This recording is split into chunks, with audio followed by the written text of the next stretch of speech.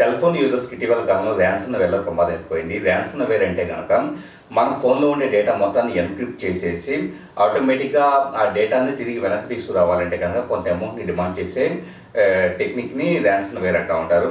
చాలామంది ఇంటర్నెట్లో వచ్చేటప్పటికే అడల్ట్ వీడియోస్ని, అశ్లీలమైన వీడియోస్ని చూడటం కోసం కొన్ని థర్డ్ పార్టీ అప్లికేషన్స్ డౌన్లోడ్ చేసుకుంటూ ఉంటారు. ఇటీవల కాలంలో అడల్ట్ ప్లేయర్ అని చెప్పేసి ఒక అప్లికేషన్ మనకి అందుబాటులోకి వచ్చింది. సో చాలామంది తెలిసి తెలియక అశ్లీలమైన వీడియో చూడటం కోసం దాన్ని డౌన్లోడ్ చేసుకొని సైడ్ లోడ్ చేయడం ద్వారా ఫోన్లోకి ఇన్స్టాల్ చేసిన తర్వాత అది ఎప్పటికప్పుడు ఫ్రంట్ కెమెరా ద్వారా మన ఫోటోని క్యాప్చర్ చేస్తూ ఆటోమేటిక్గా ఫోన్లో ఉండే డేటా మొత్తాన్ని ఎన్క్రిప్ట్ చేసేసి ఫోన్ లాక్ చేసేసి ఫోన్లోకి మనం ఎంటర్ అవ్వడానికి కూడా వీలు లేకుండా చేసి ఫోన్ని నిరుపయోగంగా చేస్తుంది.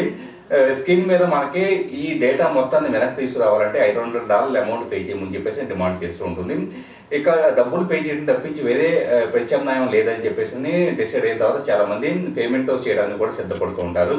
ఈ నేపథ్యంలో మనకి ఈ ర్యాన్సమ్వేర్ అంటే మన డేటాని యాక్సెస్ చేయడానికి వీలు లేకుండా బ్లాక్ చేసేసి డబ్బులు డిమాండ్ చేసే అప్లికేషన్స్ని ర్యాన్సమ్వేర్ అంటారు.